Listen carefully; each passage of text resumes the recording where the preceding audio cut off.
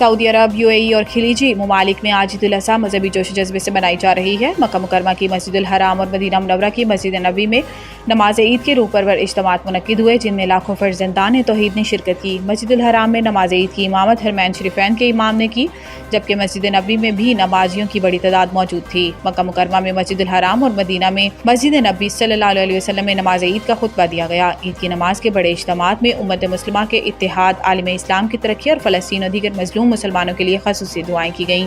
Dubai, Abu Dhabi, Sharjah और दीगर अमाराती रियासतों में भी नमाज ईद अदा कर दी गई। इधर हुजाज कराम मुज़दलिफ़ा से मिना पहुँच चुके हैं, जहां वो हज के अहम रुकन रमी जुमेरात की अदायगी के साथ बड़े शैतान को कंकरियां मार रहे हैं, जिसके बाद कुर्बानी, हलक या कसर और एहराम की हालत ख़त्म करने के मनासिक अदा किए जा रहे हैं। इसके बाद हुजाज तवाफ़ ज़ियारत और सई मुकम्मल करेंगे।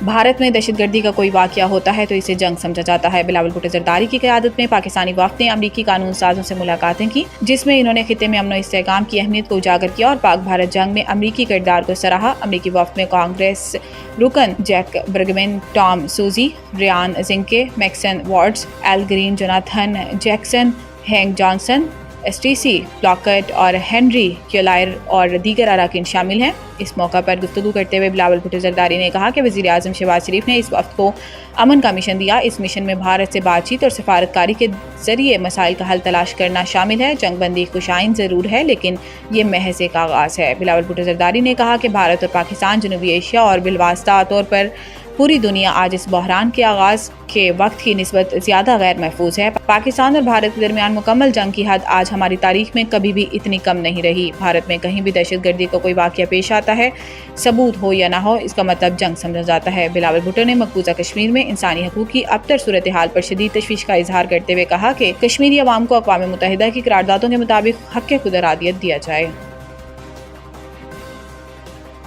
पाकिस्तान में बहुत मजबूत लीडरशिप है। अमरीकी सदर Donald Trump German chancellor Friedrich Merz से व्हाइट हाउस में मुलाकात के दौरान गुफ्तगू में सदर ट्रंप ने कहा कि फ़ख्र है कि दो एटमी रियासतों के दरमियान जंगबंदी कराई। दोनों मुल्कों से कहा कि आप गोलियां चलाएंगे तो तिजारत नहीं होगी।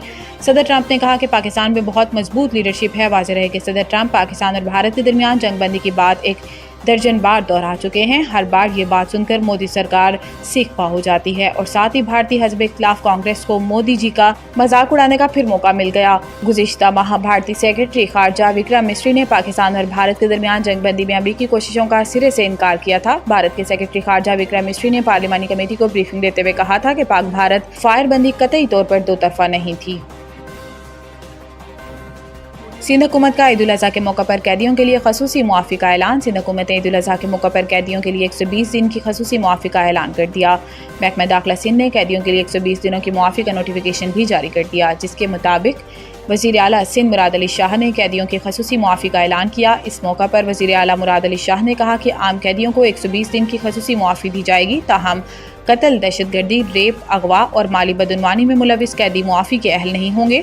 वज़ीर आला सिंध के मुताबिक मुआफ़ी का इतलाक़ सिर्फ आम सज़ा याफ्ता कैदियों पर होगा। सज़ाए मौत के कैदी इस रिलीफ में शामिल नहीं होंगे।